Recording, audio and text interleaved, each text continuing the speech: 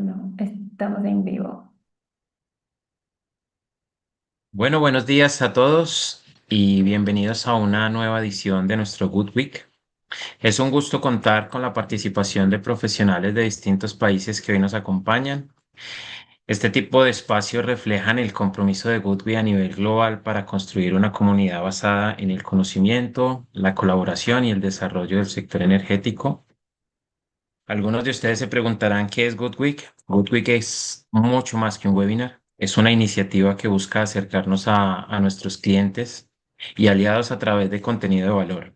Como fabricante entendemos que nuestro rol no se limita únicamente a ofrecer productos o tecnología de punta, sino que también debemos generar espacios educativos que aporten al crecimiento del mercado. Creemos firmemente que compartir conocimiento fortalece la industria. Por eso en cada edición buscamos abordar temas relevantes para ustedes como tendencias del sector, evolución normativa y nuevas oportunidades de negocio, que permitan a todos ustedes tomar decisiones más informadas y estratégicas. Para esta edición de Good Week 2026 hemos preparado una agenda muy interesante. Tendremos la participación de tres expertos del sector, quienes desde sus diferentes roles y experiencias nos acompañarán y compartirán su visión, aprendizajes y perspectivas sobre los desafíos y oportunidades actuales de la industria. Antes de comenzar, quiero invitarlos a que participen activamente durante la sesión. Pueden dejar sus preguntas en el chat en cualquier momento. Estaremos recopilándolas todas al final para abordarlas en el espacio de preguntas y respuestas. Importante que la pregunta esté acompañada de el nombre de la persona que ustedes quieren que responda, ya sea Miguel, ya sea Elías, ya sea Ubernay o el mismo Goodwi, y responderemos al final de las presentaciones. Sin más preámbulo, damos inicio a nuestra sesión del día de hoy. Me presento, Cristian Morán, director de ventas para Goodwin Suramérica. Hoy contaremos con la participación de tres expertos: Miguel Hernández, presidente de Acosol, fundador y CEO de Energy Power Green SAS; la participación de Werney Sánchez, director operativo de Eneracción SAS; y la participación de Elías Montoya, director de Ingeniería de Nuevos Negocios en Energía. Para iniciar, damos paso a Miguel Hernández con su tema regulación y normativas. Bienvenido, Miguel. Buenos días. Muy buenos días a todos. Muchas gracias a Wiwi por estos espacios tan interesantes para el sector. Voy a proceder a compartir pantalla.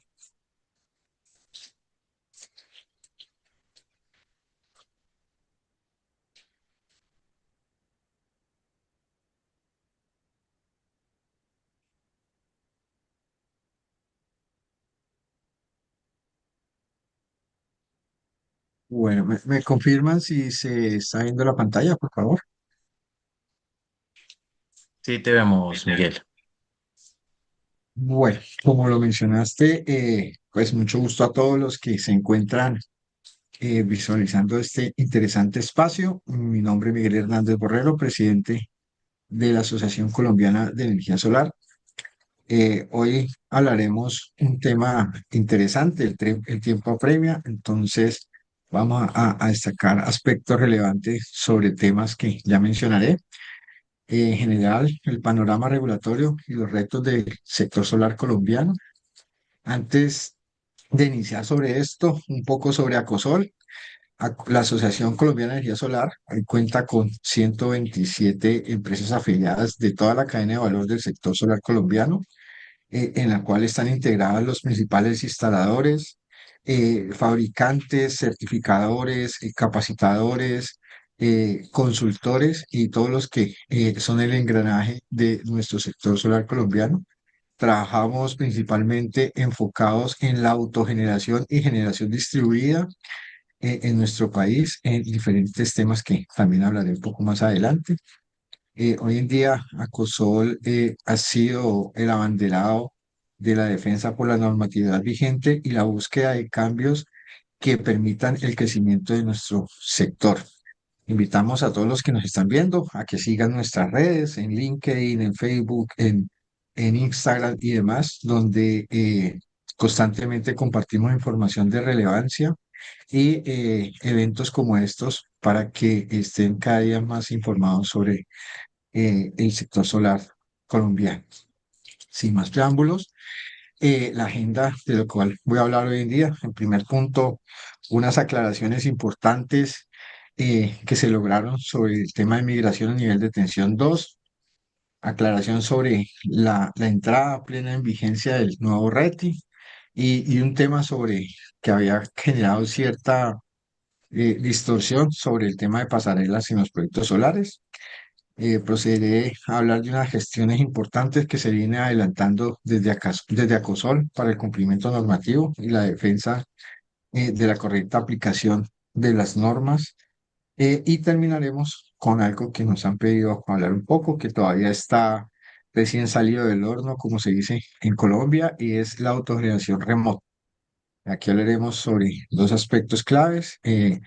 Cómo se debe interpretar la liquidación de este modelo y cuál es el procedimiento para llevar a buen puerto estos modelos en nuestro país.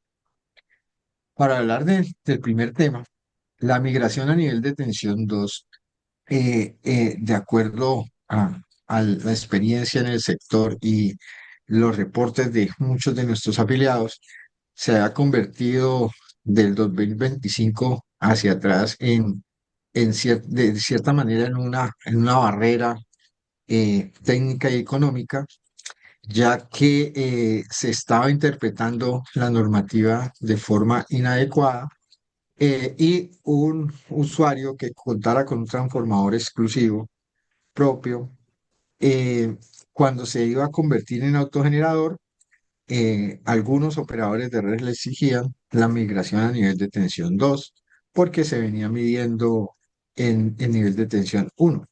Esto repercutía en costos adicionales que en muchos casos hacían que los proyectos no se llevaran a buen término por temas económicos.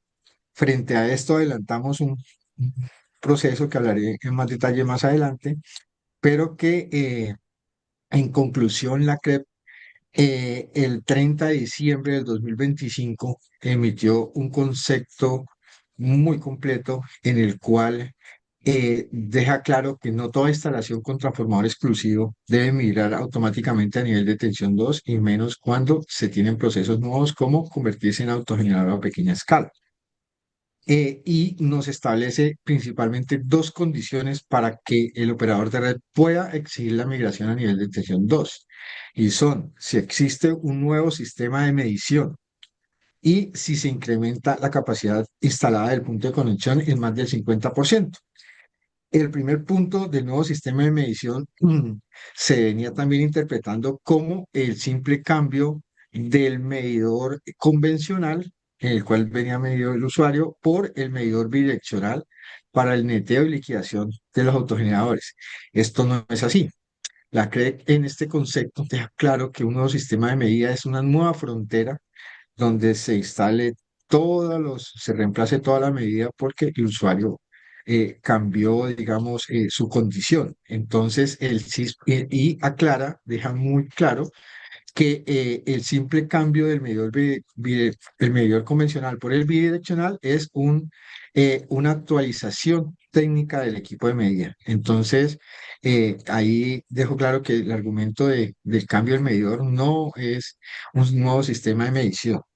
Y el segundo punto, eh, si se incrementa en 50% la capacidad instalada del punto de conexión, también se viene interpretando mal cuando, por ejemplo, pongamos un ejemplo, un transformador de 50 kVA, alguien quería instalar 30 kilovatios en autogeneración, entonces se estaba eh, argumentando que como era la capacidad del autogenerador era mayor al 50% del transformador, entonces ya tenía que cambiar a nivel de inyección 2 y esto no es así. El ACRE lo deja claro y nos dice que este incremento es de acuerdo a la capacidad instalada tanto en su transformador, en los conductores y protecciones que están aprobadas.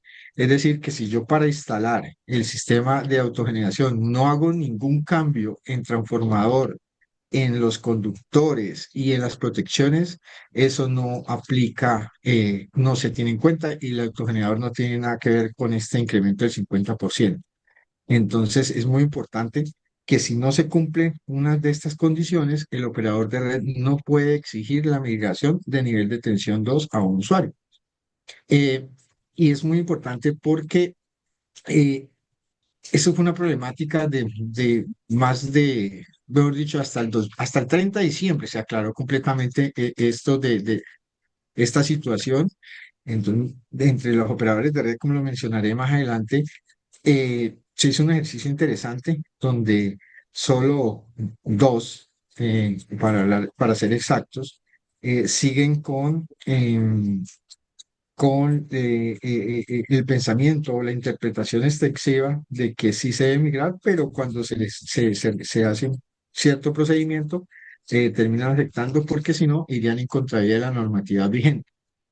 Muy importante también que este punto se solicitó a la CREP, sea incluido ya no como un concepto, sino dentro de la actualización del código de medida que está en proceso y esperamos que sea tenido en cuenta y se incluya para evitar interpretaciones como se venían dando y ciertas barreras eh, que se presentan para los proyectos de autogeneración. Entonces, este concepto de la CRE es muy importante porque los que estamos en el sector sabemos cómo se sufrió con este tema para el desarrollo de los proyectos. Otro punto relevante es, había alguna desinformación por algún concepto que se emitió a principios de diciembre, a principios de noviembre del año pasado, del 2025, en el cual se indicaba que si los proyectos no tenían certificado de conformidad antes del 31 de diciembre del 2025, a partir del 1 de enero del 2026 debía iniciar el reproceso y certificarse bajo el nuevo RET. Pues también logramos, mediante un concepto muy claro del Ministerio de Minas, donde indicó que todo proyecto que inicie obras, que tenga acta de inicio de construcción o contrato antes del 31 de diciembre del 2025, puede seguir su trámite bajo la norma anterior y se certificará en el 2026 bajo esta norma. Pero si el proyecto se inicia el 1 de enero, sus obras inician el 1 de enero, la acta de inicio y el contrato son a partir del 1 de enero, aplica plenamente ya el nuevo RETI. Entonces, esto es bien importante porque había mucha preocupación principalmente con generadores distribuidos que habían iniciado su construcción en octubre, noviembre, o antes, como sabemos, un generador distribuido pues tiene su tiempo para la ejecución, y les preocupaba que una vez al 1 de enero pues le iban a exigir los certificadores hacer el reproceso y esto era bien delicado. Entonces, hoy en día está totalmente ya aplicable esta disposición y todos los que iniciaron antes del 31 de diciembre pueden tener la seguridad de que las empresas certificadoras deben aplicar la disposición que indicó el Ministerio de Minas. Entonces, esto también fue un trabajo insistente del Ministerio de Minas que se aclarara porque generó cierta incertidumbre e inseguridad ante proyectos que se venían desarrollando a final de año. Otro tema que viene relacionado con el RETI es algo que también generó ruido en el sector por la exigencia en el nuevo RETI sobre el concepto pasarelas. Entonces, también por unos conceptos que se emitieron en principio, donde indicaba que todo, simplemente a nivel general, que todo proyecto solar con el nuevo RETI, por obligatoriedad debía tener instaladas pasarelas y algunos fabricantes de estas o interesados de este mercado generaron un cierto ruido donde estas pasarelas deberían ser físicas instaladas. pues bajo un trabajo insistente ante el Ministerio de Minas, también logramos que el 9 de enero el Ministerio de Minas emitiera un concepto donde dejó totalmente claro cómo se debe aplicar esta disposición, donde las pasarelas o accesos no son una solución constructiva específica, lo deja claro, deja en potestad del diseñador quien debe definir y garantizar en los diseños los accesos seguros para la instalación y mantenimiento de los sistemas solares fotovoltaicos, donde indica muy claramente que estos accesos o estas pasarelas que se mencionan no son físicas con un diseño específico o con una estructura específica. Entonces, esto es muy importante porque se venía pues generando cierto ruido, principalmente en proyectos pequeños donde este tema pues golpearía económicamente el desarrollo.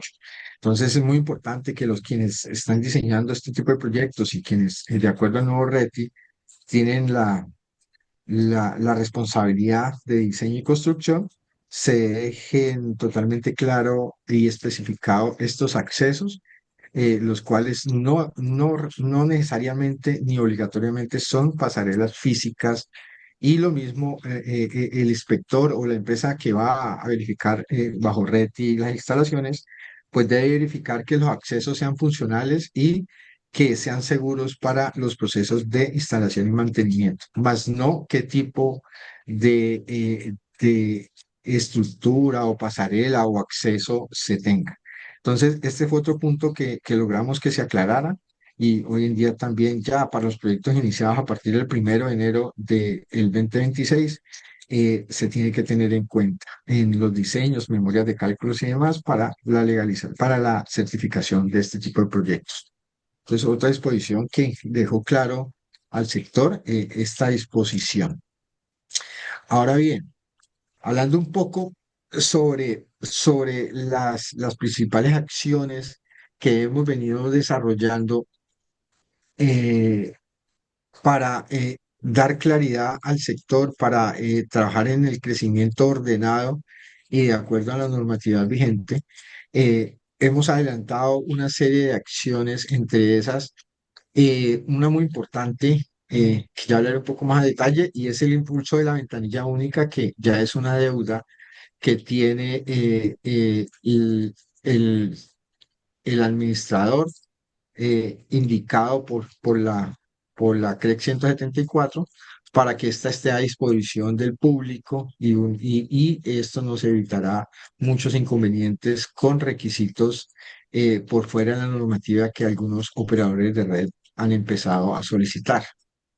Adicional, el tema de migración de tensión 2 que fue bien interesante, fue un proceso que se desarrolló mediante un trabajo por cerca de un año ante todos los operadores de red. Ya hablaré un poco más de esto. Eh, Se han trabajado jurídicamente en claridades sobre eh, varios temas que se venían presentando en algunos operadores de red sobre interpretaciones extensivas de la normatividad. Esto también fue en el año 2025, principios de 2026. Hemos recibido las claridades de la CRED sobre estos temas para que no se sigan presentando estas barreras. Hemos desarrollado varias actuaciones ante la Superintendencia de Servicios Públicos por barreras que ya mencionaré, y en una en específico que se viene presentando en dos operadores de red a nivel nacional. Y el tema de la defensa gremial, que es bien importante. Es ahí donde principalmente a nuestros afiliados nos ponen en conocimiento ciertas barreras sobre estas interpretaciones de los operadores de red, y ACOSOL mediante los consejos técnicos normativos y nuestro análisis emitimos mm, documentos para que se dé una correcta interpretación de acuerdo a la normatividad vigente. Cuando hablo del tema de la ventanilla única, es bien importante mencionar al sector, a los interesados, que esta debía estar en funcionamiento y plena disposición a todos los interesados del sector eléctrico colombiano para radicar los proyectos, las solicitudes de puntos de conexión que hoy hacemos ante cada operador de red en un espacio único y le entregó la responsabilidad para que la UNME, a más tardar el 30 de junio del 2023, la pusiera en línea y en pleno funcionamiento. Pues mediante una insistencia desde esta fecha de vencimiento y en adelante a la UNME, no se logró que se implementara y es así como en septiembre, principios de septiembre, octubre, se tomó la decisión desde Acosol para iniciar una acción judicial mediante acción de cumplimiento de esta disposición. A final de octubre, el Tribunal Administrativo de Cundinamarca nos dio la razón de la argumentación presentada y emitió la sentencia donde daba 6 meses a la UME para que ésta estuviera en plena funcionalidad. Mediante estrategias jurídicas, la UME apeló esta decisión. Ya pues entramos a final de año en vacancia judicial y ya saliendo de esto en este año, en 2026, se entraron a analizar argumentos por parte de los jueces y se pasó a una segunda instancia que ya está en etapa final y esperamos que el Consejo de Estado ratifique la primera decisión y muy prontamente tengamos esta ventanilla única a disposición. Muchos nos han preguntado, pero sobre un tema y nos hacen una comparación, nos dicen ingeniero, pero vemos que la plataforma de incentivos tributarios ha fallado a final del año pasado, a principios, todos sabemos lo que ha pasado con esta ventanilla.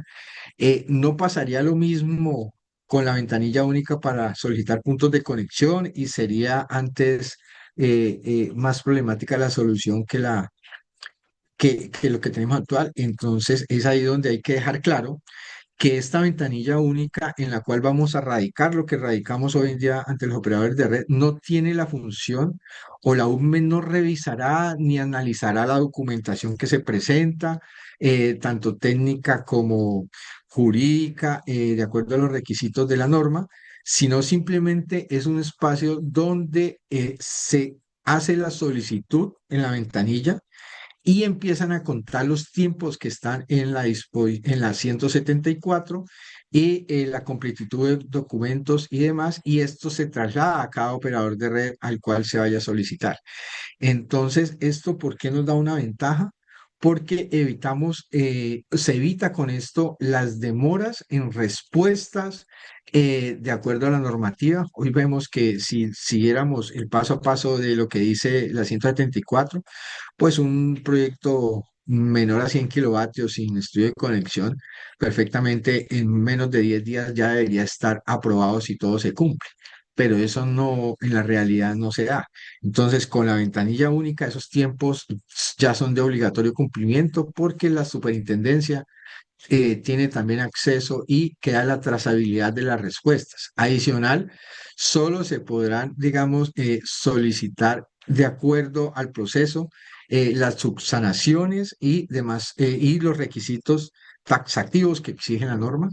Hoy vemos que en algunos casos nos han reportado que sobre un estudio de conexión se solicita una subsanación, se realiza y vuelven y solicitan otra, vuelve y se realiza y vuelven y se vuelve algo desgastante, donde la norma indica que solo por una vez se deben solicitar subsanaciones y posterior a esto no, el operador de red no puede solicitar más subsanaciones. Y es entre otros temas que sabemos en el sector que se presentan con algunos operadores de red. Entonces, esta ventanilla única es muy importante para el sector.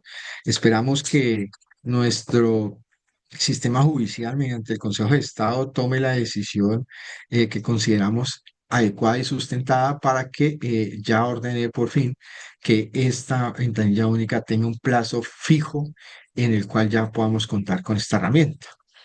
Eso por ese lado. Adicional, otro tema muy importante que el sector lo ve cuando nosotros publicamos un concepto sobre un tema que se aclara, de pronto consideran que es solo una solicitud a la CREP y la CREP ya pues aclara el tema y todo de acuerdo a la ley, pues en 15 días hábiles se solucionó. No, el tema de la claridad sobre el nivel de tensión 2 fue un proceso bien extenuante, más de un año. Hicimos un proceso donde se recopiló mediante solicitud a los operadores de red a nivel nacional, eh, claridad sobre cómo están aplicando esto. Y esta información recopilada nos sirvió de argumento para sustentarle a la CRED las posiciones de los operadores de red y cómo se venía interpretando de forma extensiva la norma. Y es así que llegamos a ese concepto tan importante en el cual se dio claridad sobre este particular. Entonces, detrás de cada uno de estos conceptos hay un trabajo bien arduo para lograr que esto, para lograr sustentarle y argumentarle a la CRED por qué consideramos que no se está aplicando cierta norma de forma adecuada. Adicional a esto y en trabajo paralelos, pues nuestros afiliados y aliados del sector nos ponen en conocimiento situaciones que se presentan en diferentes operadores de red con requisitos que están por fuera de la norma. El último concepto que compartimos, entre muchos que hemos compartido y que han dado claridad a varios temas, el último, pues la CRED deja muy claro que los requisitos exigidos para la solicitud de un punto de conexión son taxativos a los que están en la 174 y ningún operador de red está autorizado a exigir requisitos o solicitud por fuera de estos. Entonces, esto es bien claro. Entre esos, otro también muy importante es el tema de el alcance de la evaluación de los estudios de conexión y el alcance que le dio la circular 021 del 2022 a lo que debe contener y lo que se debe evaluar por parte de un operador de red en la presentación de estudios de conexión. Sobre esto, la CRED pues dejó claro que no se pueden tener ni negar proyectos bajo premisas de contingencias futuras no contempladas en la norma. Entonces, sobre esto también es muy importante porque vimos que se empezaron en dos zonas, principalmente en el país, a negar proyectos con estudio de conexión, eh, alegando contingencias futuras por proyecciones de la UME y demás que no tienen ninguna relación con los requisitos de la normatividad vigente para este tipo de proyectos. Es así que eh, Es así que se han iniciado sobre este particular dos acciones ante la Superintendencia de Servicios Públicos, una ante ENEL, que ya la Superintendencia puso cierto freno a esa actividad que se venía presentando. Y es muy importante. En otro operador de red también estamos en un proceso siguiéndole para que se rectifique esas actuaciones donde por contingencias a 5 años de posibles proyectos que venían a entrar, estaban negando proyectos que van a entrar realmente. Entonces, eso la CRE lo dejó totalmente claro y con la superintendencia se está trabajando en ese tema. Entonces, es bien importante. Y así hemos intervenido y nos hemos reunido con varios operadores de red para que se logre aplicar la normatividad de acuerdo a lo vigente. Volvemos al tema de migración de nivel de tensión 2. En ese tema logramos que solo hoy en día dos operadores de red se declararon pues no dar aplicación al concepto porque no es de obligatorio cumplimiento.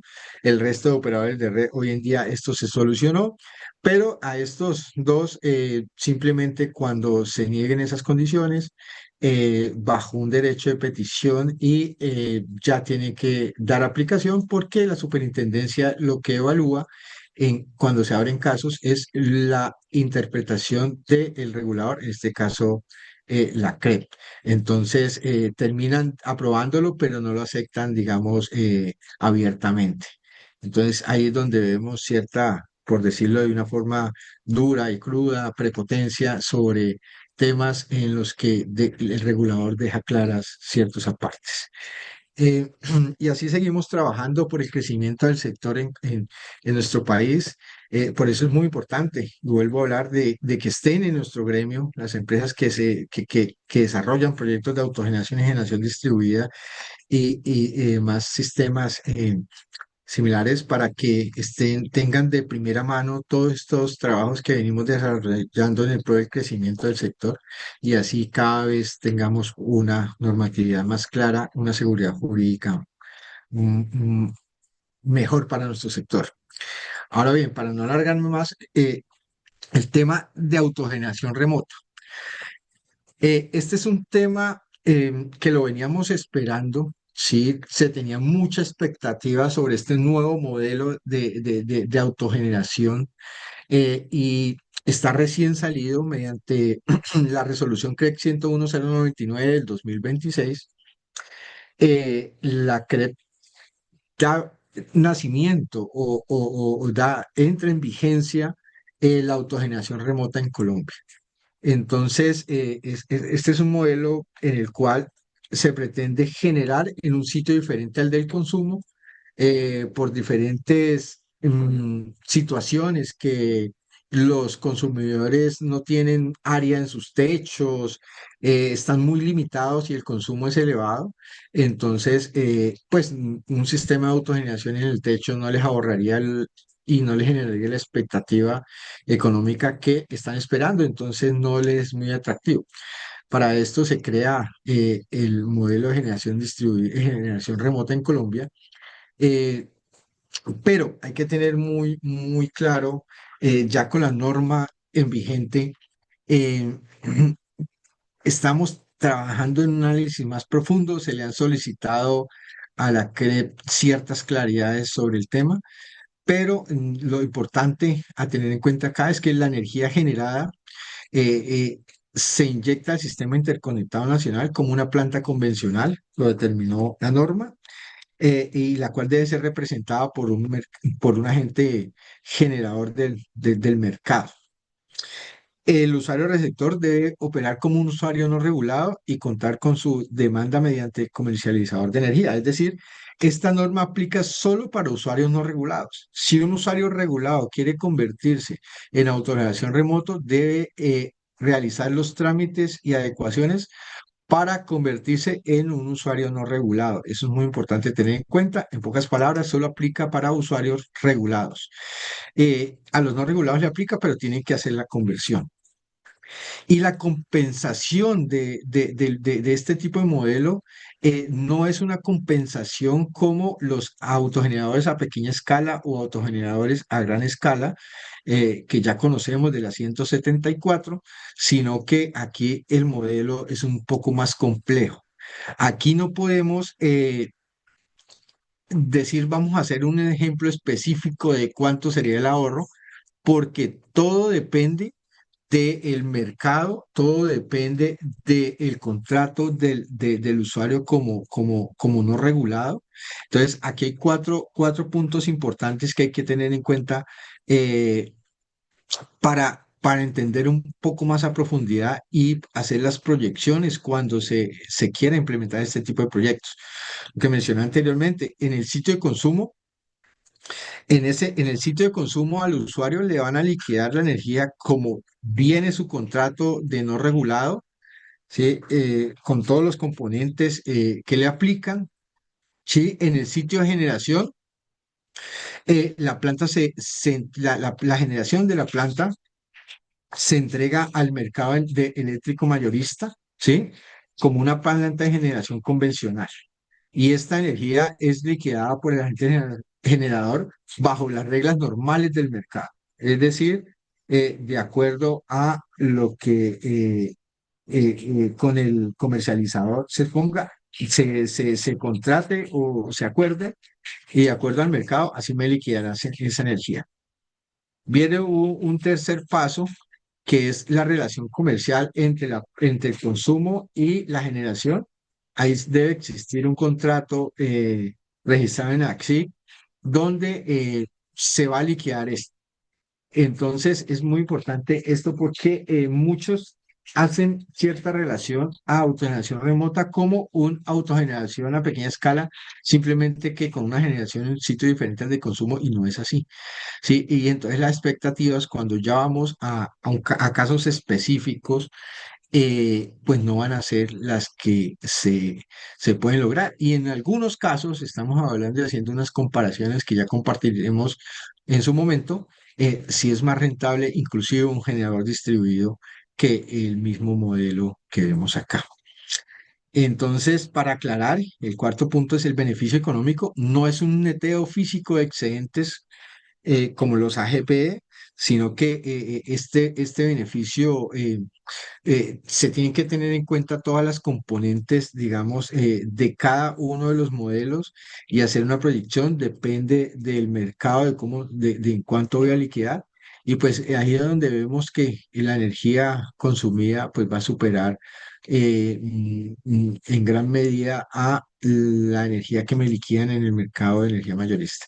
Entonces, de eléctrico mayorista. Entonces, es muy importante tener esto en cuenta porque muchos hoy están pensando en estos modelos y tienen que hacer un análisis bien a fondo y específico sobre cada proyecto, sobre cada usuario y de acuerdo a las condiciones de este usuario en el mercado. Entonces es muy importante esto tenerlo en cuenta.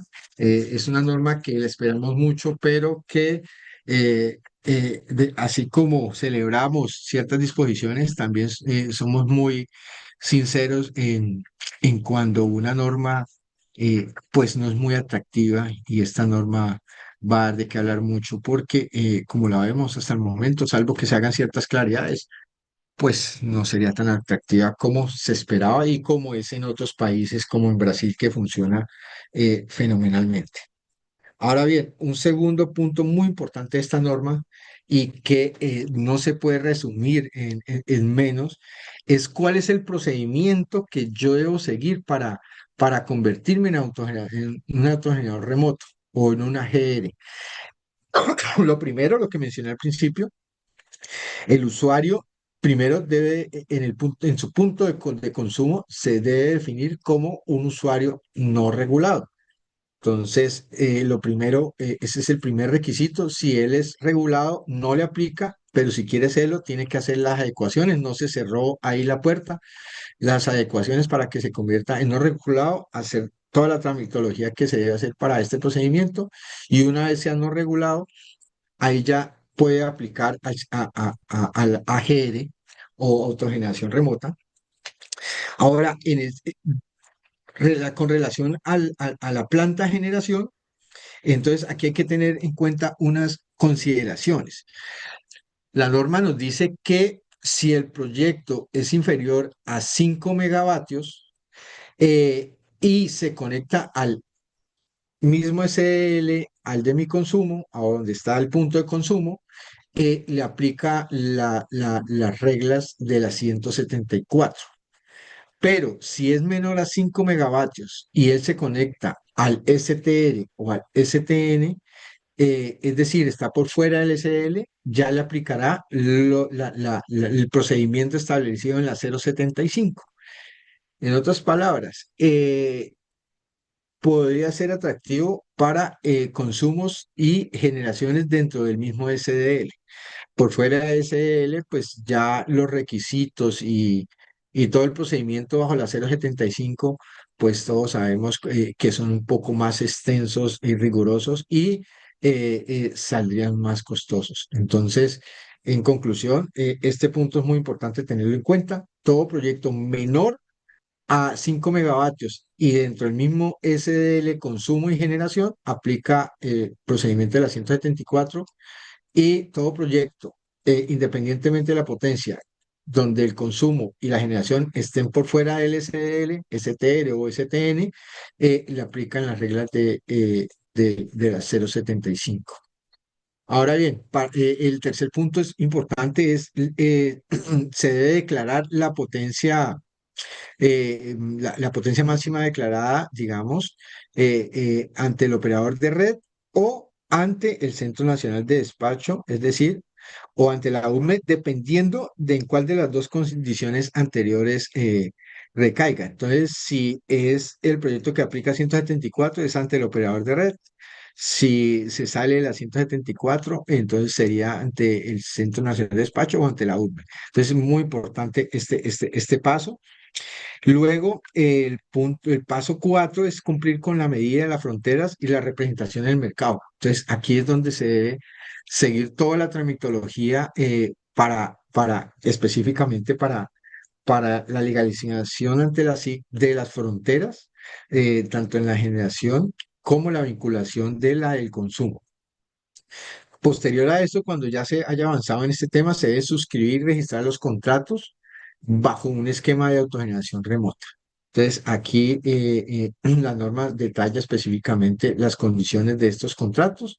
Y por último, para entrar en operación, pues se deben cumplir las reglas aplicables anteriormente, haber cumplido todo, y hay una condición, o más bien un limitante en este es que me indica que alguien que quiera convertirse en autogenerador remoto no puede tener al mismo tiempo autogeneración a pequeña escala, autogeneración a gran escala, un generador distribuido, una generador distribuido colectivo. Es decir, no puede estar aplicando a ninguno de los otros modelos de autogeneración o generación distribuida. Eso es muy importante tener en cuenta porque algunos dicen, en la planta instalo una parte de lo que requiero mediante autogenerador y remotamente instalaría otra parte. No, no aplica. No, digamos, no aplica, no. Está más bien limitado y prohibido por la norma. Entonces, estos pasos, este modelo es de una revisión detallada. Ya solicitamos bajo este procedimiento que dice la norma porque también deja cierta ambigüedad sobre los tiempos de cumplimiento. Porque la norma dice se cumple lo de una planta convencional de generación y ya sabemos que esos tiempos no tienen unos límites establecidos, como sí lo tiene la 174 en el paso a paso, en los tiempos de respuesta para solicitudes de insumos, para estudios de conexión y todo lo que ya conocemos de la 174. Ya solicitamos desde Acosor claridad sobre estos aspectos a la comisión.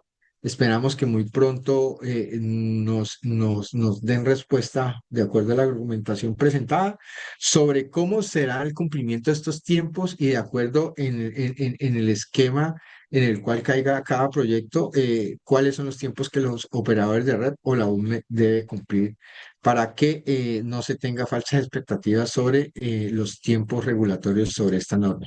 Entonces, eh, estos procesos es muy importante. Esperamos estas claridades por parte de la comisión para en posteriores espacios ya compartir o en documentos aclaratorios compartir cómo es el modelo específico para la legalización de este tipo de proyectos, que pues es otra oportunidad para nuestro sector en Colombia.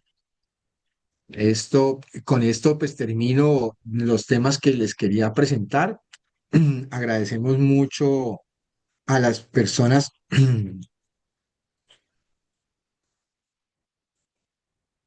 agradecemos Miguel, mucho a las personas que estuvieron presentes, a Goodwill por esta invitación y seguiremos trabajando por siempre mantenerlos al tanto de los avances normativos en el sector solar colombiano. Muchas gracias a todos. creo que sí, Miguel. Gracias a ti por asistir. Para nosotros es de gran valor tu aporte y gracias por compartir esta información tan relevante. Aporta mucho valor a la discusión. Eh, Damos la bienvenida a Werney con su tema de almacenamiento residencial. Bienvenido, Werney. Muchas gracias. Estás en mute. No te escuchamos aún. Listo, Ahí sí. perfecto. Listo, bienvenido. Vale, muchísimas gracias. Pues primero que todo quiero darles las gracias ahí por la invitación, por Goodwill 2026. Muchas gracias por lo que están haciendo, por esta invitación, por el tema de la presentación. Es un tema bien relevante que estamos viviendo En el país, pues en Colombia, y yo les voy a explicar un tema en el tema básicamente Latinoamérica, ¿sí? Antes que nada, pues me presento, obviamente. Mi nombre es Ubernay Sánchez Echeverry. Llevo más de 10 años trabajando en el sector eléctrico colombiano, desde la ingeniería hasta la dirección de empresas. Hoy lidero proyectos básicamente de eficiencia energética, lo que tiene que ver con energías renovables con y sin almacenamiento de energía, movilidad eléctrica, mm, sistemas de gestión de la energía, ¿sí? En empresas como en el Acción SAS y en en una nueva empresa que tenemos que se llama Suno, es SAS ESP, que trabajamos todo lo que tiene que ver con proyectos de generación distribuida. ¿Sí? Me invitaron, les vuelvo a dar las gracias por la invitación. Vamos a hablar de un tema, hoy un tema y un panorama bien completo desde el contexto regional, ¿sí? Y las cifras del mercado, tecnologías disponibles en los países claves que, como les decía, es LATAM, las oportunidades de negocio que se vienen, desafíos que vamos a tener que enfrentar, hacia dónde va todo esto básicamente en los próximos 10 años. Este tema es un tema bien transformador o está transformando mucho el panorama energético de Latinoamérica y es el almacenamiento residencial de energía. Este tema no es ya teoría, antes hace unos 5, 6, 10 años, digo yo, era una teoría, hoy ya no es teoría, hoy ya son datos reales, son tendencias confirmadas, son oportunidades concretas, tanto para distribuidores, para instaladores, para partners en toda la región, como les digo, en Latam, en Colombia, hay una oportunidad de negocio bien importante. Les voy a compartir en esta charla una visión bien realista del mercado latinoamericano, dónde estamos, qué frena el avance y qué decisiones concretas pueden cambiar el rumbo, digamos que este crecimiento en el tema de almacenamiento residencial de energía. Bueno, hay que empezar con un hecho fundamental y es que Latinoamérica tiene todo para ser líder mundial en energía solar y almacenamiento. ¿Sí? Miremos estos numeritos que les estamos mostrando aquí en la presentación. El 65% de nuestra generación ya es renovable. Somos la región más verde del planeta en ese sentido. Tenemos más del 40% de las reservas mundiales de litio. Este es un mineral clave para las baterías. Argentina, Chile y Bolivia forman parte de un triángulo que se llama el Triángulo del Litio. En 2024 alcanzamos los 20 gigavatios de solar fotovoltaica instalada en la región. El mercado del de almacenamiento en Latam ya vale más o menos 1,97 billones de dólares, ¿sí? Em, porque ahora está resurgiendo, digamos que este tema, básicamente por el tema energético que necesitamos, que estamos viendo, fenómenos del niño, en fin, los apagones frecuentes que vemos en Venezuela, Ecuador, en el mismo en algunas regiones de Colombia, las tarifas eléctricas que tenemos por encima de la inflación, la clase media ampliándose con excesos a crédito. Este es un tema bien interesante, básicamente porque primero, un tema básico es la energía, pero segundo, estamos teniendo en las clases medias un poco de más acceso al crédito. Entonces, muchas personas se están enfocando ya a tener este tipo de soluciones. Un ejemplo, en Colombia ya el estrato 3 quiere tener el tema FENOGE, está funcionando para proyectos de estrato 0, 1, 2, tiendas, de abarrotes, en fin, ¿sí? Los costos de energía están cayendo aproximadamente 80% en 10 años. Todo esto hace que ese mercado se dinamice. ¿Listo? Los países líderes son Brasil con más del 60% del mercado solar regional, Chile con su regulación que está más avanzada, México creciendo rápidamente y pues obviamente nuestro país Colombia entrando fuerte con políticas de generación distribuida, por ejemplo, de BES, se están escribiendo regulaciones normativas, se está trabajando ya, como lo decía Miguel ahorita, desde Acosol se viene trabajando muy fuerte en toda la normativa que tiene que ver con el tema solar, ya sea con y sin almacenamiento, generación distribuida, autogenerados a pequeña escala, en fin. Bueno, ahora bien, en cuanto al mercado en números reales o el mercado global en Latam, se proyecta un crecimiento masivo del mercado, ¿sí? En almacenamiento de BES, que son sistemas de almacenamiento para emergencia básicamente, pasando de 15,2 billones de dólares en 2024 a unos 54,8 billones de dólares en 2034, ¿sí? En este caso, Brasil lidera con 45 gigavatios ya instalados. Por otro lado, en el tema global de 2034 a 2030, en 2024 a 2030, se prevé un crecimiento de 26,9 billones a 45,8 billones de pesos, con un crecimiento anual compuesto del 9,3%. ¿Sí? Latam como tal está también creciendo un 7% del mercado global, tiene un crecimiento proyectado del 12% hasta el 2034 en este ámbito. Estamos hablando en este momento de los BES. Ahora bien, ¿qué ha hecho que todo cambie? Obviamente las caídas de los precios. La caída del precio es el motor del mercado, es la reducción de los costos. Las baterías han bajado su precio en más de un 80% en 10 años, como les decía ahorita. Y actualmente un sistema de más o menos unos 10 kilovatios hora para un hogar puede estar alrededor de los 3.000 a los 9.000 dólares. ¿Qué significa? Esto puede estar al orden de los 10.000 más o menos, 10.000, 10 a 11 millones de pesos a unos 36 40 millones de pesos, hablando pues en Colombia. Eh, ya más o menos se prevé unos 108 dólares por kilovatio en celdas de litio en el 2025, que es un máximo histórico global, o unos 56 dólares por kilovatio en celdas de litio fosfato en China. Digamos que los fabricantes más importantes son son BYD, perdón, y como les decía ahorita ha venido una caída de precio del 2014 al 2024 de más o menos un 80%. ¿Sí? Les vuelvo a repetir el dato, más o menos un sistema de almacenamiento de 10 kilovatios hora está a los orden de los 3.000 a los 9.000 dólares instalados. ¿Listo? Lo que hace realmente que hace 5 años costaba el triple más o menos. En tecnologías dominantes que están dominando hoy el mundo, tenemos el litio hierro fosfato. Esta es la que se identifica como ganadora para la TAM, ¿sí? Para Latinoamérica, porque es segura, económica, duradera, tiene más de 6.000 ciclos. Es un tema bien interesante en la TAM, es que esta es ideal para climas cálidos, es decir, él tiene básicamente un triángulo de equilibrio que es calor, precio y durabilidad, ¿sí? En otras tecnologías se comparan las celdas de níquel, manganeso, cobalto, la cual tiene mayor densidad energética, pero obviamente tiene un menor costo en tamaño pequeño, pero contienen cobalto, lo cual hace que el precio y el riesgo ya es un tema de riesgo ético. Y en tecnologías emergentes que vamos a tener unas tecnologías en estado sólido, la cual van a brindar mucho mayor seguridad, densidad mucho más superior en iones de sodio, no traen litio, son más baratas aún, en fin, son mucho más escalables. En fin, y hay otro prototipo que ya sería un prototipo de batería cuántica. Eso apenas se está escribiendo, eso apenas se está desarrollando en el mundo. En cuanto a ello, en tecnologías que dominan hoy, en marcas, podemos ver líderes que se incluyen como Tesla, BYD, entre otros.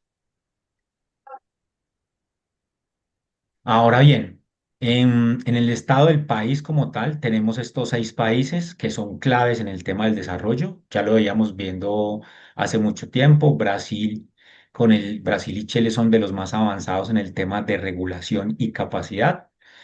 Colombia en este caso apenas se clasifica como un mercado emergente. En cuanto a México, México ya tiene 3,3 gigavatios solares. ¿Sí? Han aprobado proyectos muy grandes. En este momento tiene un proyecto bien interesante que se llama BYD más Pireos, que es de 100 megavatios desplegados para 2026. Aquí dice 2025, pero realmente es para 2026. En Colombia, como les decía ahorita, está considerado como un mercado emergente. Apenas estamos, por decirlo así, saliendo a flote, saliendo a la luz con el tema de acumulación o de almacenamiento de energía.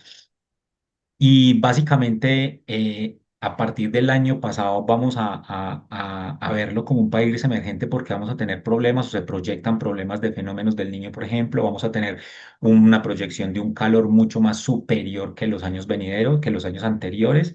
Y eso hace que en este mercado podamos ser mucho más dinámicos, que podamos resurgir. En cuanto a Argentina, tenemos incentivos grandes en inversiones, hay una desregularización en marcha, en fin. Y en Perú y Costa Rica tenemos un alto precio de electricidad. Esto hace que hayan incentivos marcos para el desarrollo y autoconsumo. Allá también en Perú y Costa Rica tenemos una irradiación óptima, igual que en Chile como en Atacama, que es la más alta del mundo. En fin, todo esto hace que estos países sean claves para el desarrollo de este tipo de proyectos en Latinoamérica. En cuanto a oportunidades, ¿sí? ¿Por qué debemos apostar por el almacenamiento residencial? Muy sencillo, porque tenemos apagones, ¿sí? Vamos a tener apagones, como les decía ahorita, en Ecuador, Venezuela ya se están viendo, vamos a poder de pronto a futuro tener en Colombia por X o Y motivo, en otros países, en cuanto a estos de elementos de almacenamiento, vamos a poder suplir esos apagones. Mm, Obviamente el tema del ahorro, el ahorro en las tarifas eléctricas con los modelos que se vienen. En México, por ejemplo, estamos a 5.8 pesos por kilovatio en horas pico, ya que allá la energía es horaria, se cola por horario. Este almacenamiento permite comprar más barato y usar en esas horas pico cuando necesitamos. ¿Sí? En el tema solar, podemos maximizar esa energía solar que es propia sin baterías, por ejemplo, esto es una proyección, está al 60% de la generación y solar se inyecta a la red sin compensación real. ¿Sí? En Colombia, el modelo de inyección a red, de acuerdo a la CREC 174, es muy bien acogido.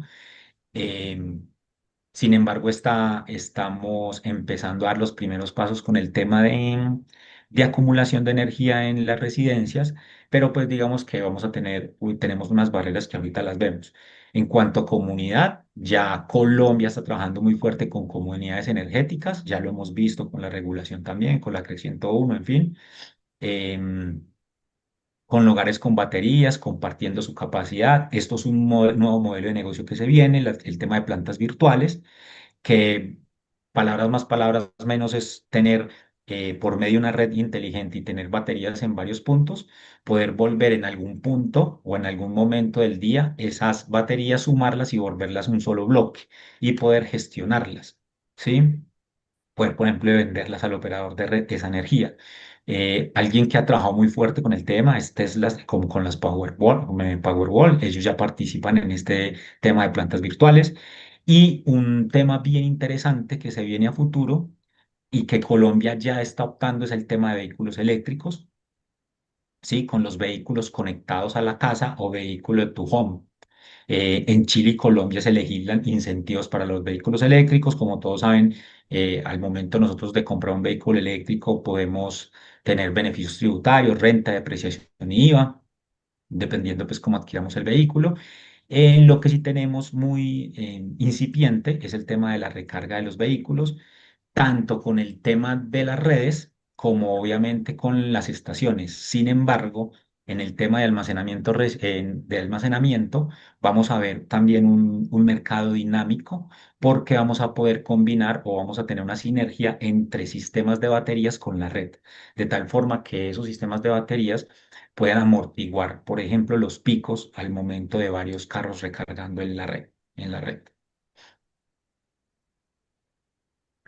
Por otro lado, si hay, digamos, unos incentivos, también tenemos unos desafíos importantes, que estos desafíos es básicamente lo que frena el despegue masivo de esta tecnología.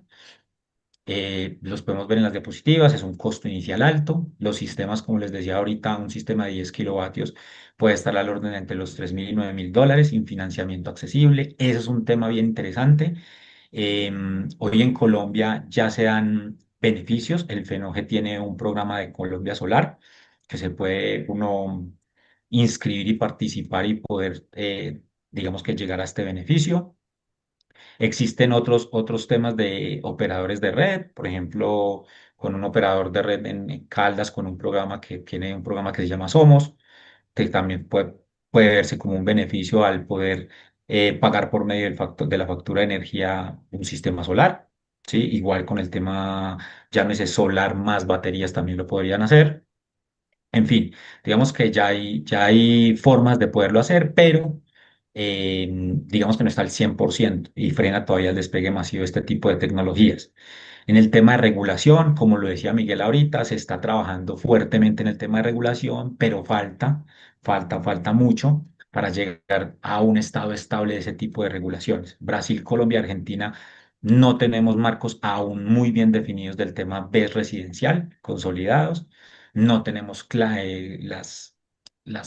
el tema de financiamiento claro por parte, por ejemplo, de la banca. Todavía no existe un financiamiento claro. Existen formas de hacerlo, pero todavía, como les digo, no existe un financiamiento claro. En el tema de la cadena del suministro, el 90% de las celdas vienen de China. Lo que hace es que los aranceles y los conflictos geopolíticos que lo hemos visto pueden encarecer estos productos. Este año lo vimos con el tema de los paneles solares que se incrementaron en un porcentaje X. En cuanto a la capacitación técnica, tenemos mucha falencia en este tema de capacitaciones técnicas. Necesitamos técnicos electricistas capacitados, gente que sepa del tema solar y en este momento del tema de almacenamiento. Hay poca gente que sabemos del tema. Eh, Hemos tenido, en el caso de nosotros, hemos tenido proyectos que nos invitan a revisarlos porque los dimensionamientos se generan con mal y que causan malas experiencias, entonces se hace un ruido en el mercado donde el cliente dice que no sirve, que no funciona, pero realmente es porque todavía no estamos muy bien capacitados para este tipo como de tecnologías. Como ya lo habíamos visto, financiamientos ilimitados con el tema de la banca, tasas del 12 al 25% en Latinoamérica hacen que las deudas para este tipo de tecnologías sean inasequibles para la mayoría de los hogares. Mm, Riesgos regulatorios tarifarios. Este es un tema bien interesante que hay que abordar pronto desde la parte regulatoria, porque la regulación puede ser muy cambiante. Y si uno invierte en un proyecto de estos y se vuelve tan cambiante la regulación, entonces podríamos afectar los retornos de inversión y por obvias razones el cliente podría, digamos que perder un poco de dinero o muchísimo dinero al invertir en este tipo de tecnologías. ¿Hacia dónde va el mercado? Bueno, el mercado va en este año, en el año pasado, 2025, va mucho a la masificación de litio fosfato, sistemas de gestión con inteligencia artificial. Este tema está creciendo en el mundo a un ritmo súper acelerado. El tema de la inteligencia artificial se nos está metiendo en todo. Entonces, la idea es que la masificación con este tipo de tecnologías también se vea. El costo puede caer de los 8.000, 9.000 dólares que les hablaba anteriormente, puede estar cayendo a unos 3.000, 4.000, 5.000 dólares. Las baterías de sodio residenciales este año van a ser mucho más baratas, ya se está viendo, el cliente ya está conociendo mucho más, ya está solicitando este tipo de tecnología.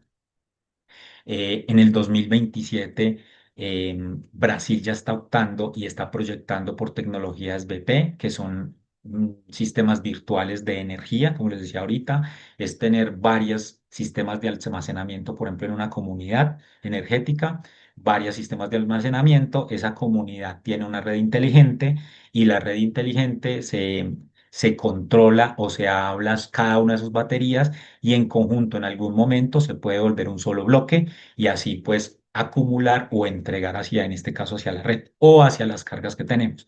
Entonces es un nuevo modelo de negocio para el hogar, ¿sí? 2028 viene muy fuerte con un tema de B2 Home o vehículo to home, que ya va a ser generalizado. Ya estamos viendo en Colombia, hace poco estuvimos en una especie de capacitación, entre comillas, donde están hablando de solamente unificar un tipo de conector en Colombia.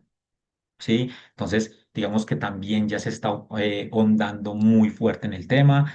Los vehículos eléctricos, como el almacenamiento bidireccional, se va a volver uno solo. Es decir, la idea es tener hogar con solar más un vehículo eléctrico con un sistema híbrido más una batería. Cuando me refiero a un vehículo eléctrico con un sistema híbrido, es que podamos ser bidireccionales en ese sentido. Es casi formar una dependencia energética y que solamente el operador de red, o en este caso la red, sea un backup a nuestro sistema. Es decir, en el peor de los escenarios, que no tenga batería, que no tenga sistema solar, que no tenga el carro, pues pueda entrar el operador de red como si fuera un backup. ¿Listo? Esto es un tema bien interesante, viene muy fuerte, ya se está proyectando, en fin, con esto todo, sobre todo con este tipo de entradas de tecnología. La paridad en el precio de red, la entrada mayor del sistema o la masificación de este tipo de sistemas puede empezar a decrementar el valor del kilovatio, a volverlo casi igual de la generación al consumo, ¿sí? Y en el tema de nuevas tecnologías en el en baterías de estado sólido, que podríamos llegar a tener 2 veces más energía en un mismo volumen, sin riesgo de incendios, sin temperatura, y se puede estar proyectando valores entre 80 y $100 por kilovatio. En cuanto a actores del sistema, sí, se identifican fabricantes de baterías como Tesla, LG, BYD, con estos datos que tenemos aquí, Tesla Powerwall 13,5 kilovatios hora, en LG de soluciones de energía de LG con sistemas de emergencia premium, en FAIS con acoplamientos AC de fácil instalación, en inversores híbridos, por ejemplo, Goodwill con sus soluciones residenciales, comerciales, industriales, SolarEdge con compatibilidad, Solis con 50% del mercado mexicano. En el tema de microinversores lo tenemos con AP System y mercados europeos como Fronius, por ejemplo.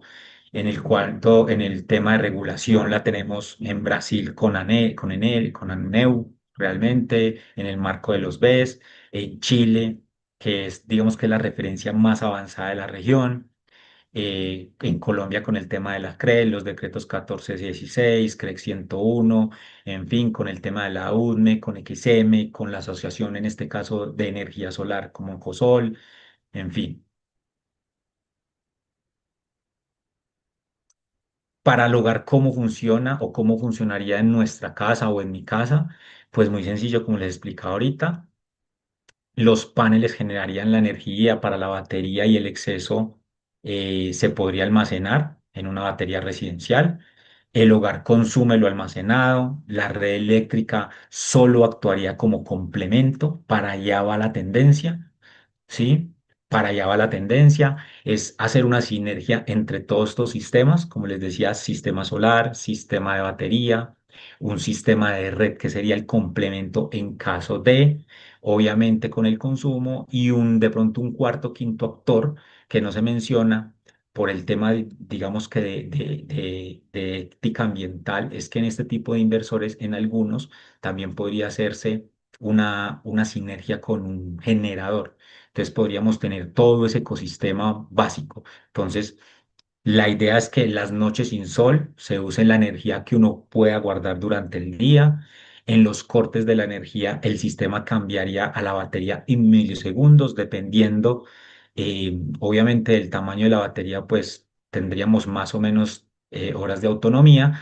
Además que estos sistemas, no como los de hace, pues puedo decir que hace los 10 años, de hace 10 años, estos sistemas ya interactúan, es decir, que si en el día está el sistema solar y puede tomar toda la carga, él puede interactuar con la batería, tomando la carga y almacenando a la vez. ¿Listo?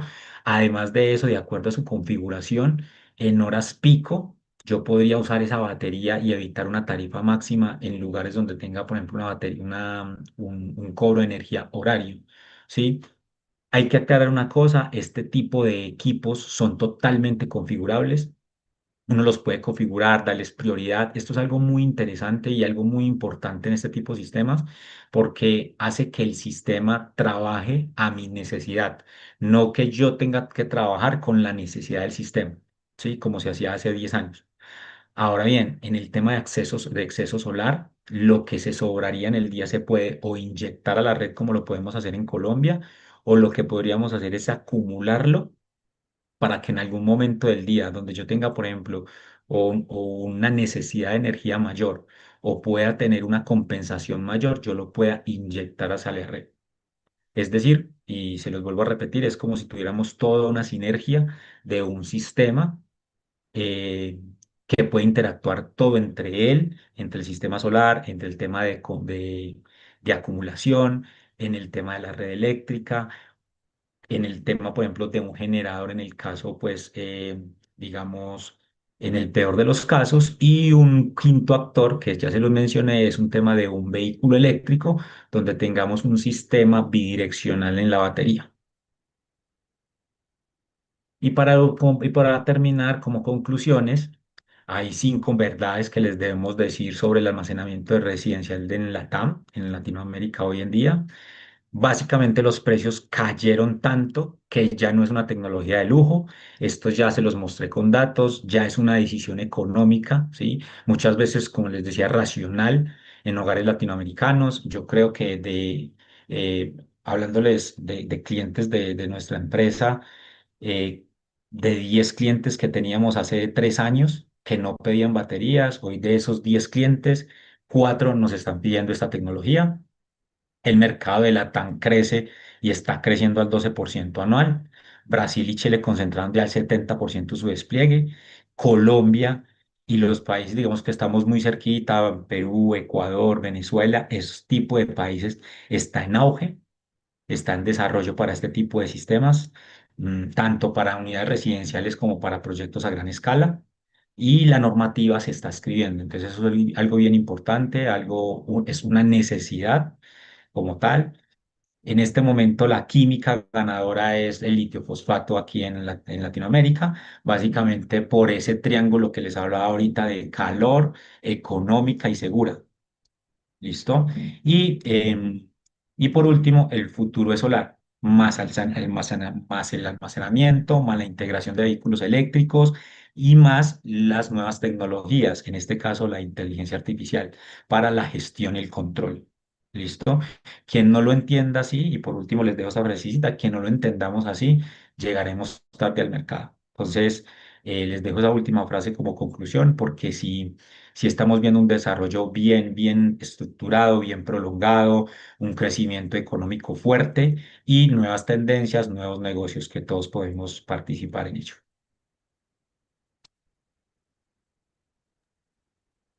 Werney, Elías, muchas estás en... gracias. Estoy por ahí contigo. Muchísimas gracias por ese aporte tan valioso. Creo que no solo has compartido con nosotros la oportunidad tan grande que hay en el sector, en la TAM, sino también los riesgos asociados, tanto económicos como a nivel de tecnología. Creo que es muy valioso para todas estas empresas y colaboradores que tenemos en este sector, que aún tienen dudas, ¿no? Que tienen dudas cómo hacerlo, que tienen dudas a nivel de cierres financieros, estructuración de proyectos, buenas prácticas. Para ello, cuentan con nosotros, cuentan con esta red de profesionales dedicada a estos espacios, ¿vale? A fortalecer esos conocimientos. Muchas gracias, Uberney. Y damos paso a Elías Montoya con su tema de almacenamiento también, algo que dará continuidad a la conversación de Uberney. Bienvenido, Elías. Cristian, muchas gracias a ti y a todo el equipo de Goodway y a las personas que nos están acompañando el día de hoy.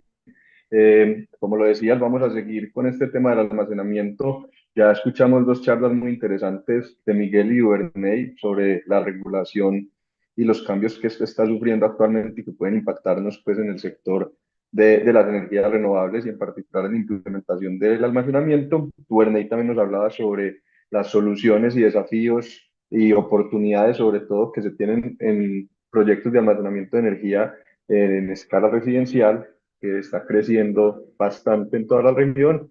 Y ahora voy a hablar yo un poco de proyectos de una magnitud un poco mayor a la que nos estaba comentando Kubernetes. El almacenamiento de energía en el sector comercial e industrial también está creciendo a unos pasos impresionantes en nuestra región, tanto en Colombia como en todos los demás países de Latinoamérica. Entonces quiero comentar un poco sobre la experiencia que hemos tenido nosotros desde ERCO Energía como líderes en este mundo de la energía solar y en particular también en implementación de sistemas de almacenamiento en Latinoamérica con nuestros clientes. Hablarles un poco sobre en esas conversaciones que tenemos permanentemente con ellos, qué necesidades estamos encontrando que podemos suplir o apoyar con las soluciones de almacenamiento de energía, porque cada vez con estas conversaciones que tenemos nos damos cuenta de que hay más y más oportunidades que de pronto a veces no habíamos detectado. Lo primero que quiero hacer es hablar un poco sobre esas distintas aplicaciones que pueden llegar a tener las baterías acopladas o no a sistemas fotovoltaicos de generación en la industria, en el comercio. Y el comentario que aparece ahí como subtítulo en azul clarito es muy importante, y es que estos beneficios o estas aplicaciones son totalmente complementarios o apilables.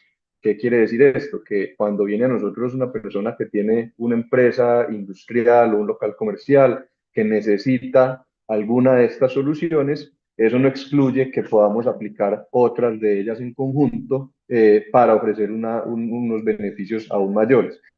Entonces, como lo veremos más adelante con un caso incluso que les traigo como ejemplo real de nuestra compañía, perfectamente podemos estar aplicando una, dos, tres o hasta cuatro o más de estas soluciones que se presentan en este diagramita para un mismo cliente. Y eso en conjunto va haciendo que los proyectos sean más atractivos y que en términos financieros sean más rentables para quien sea que haga la inversión, sea el usuario cliente final o un financiador intermedio que esté financiando esto vía PPA o algún otro tipo de contrato, renting, leasing, como ya lo estamos encontrando en nuestro sector. Entonces, para no extenderme en esto, rápidamente voy a mapear estas 8 aplicaciones que se presentan aquí. La primera de ellas es la de peak shaving.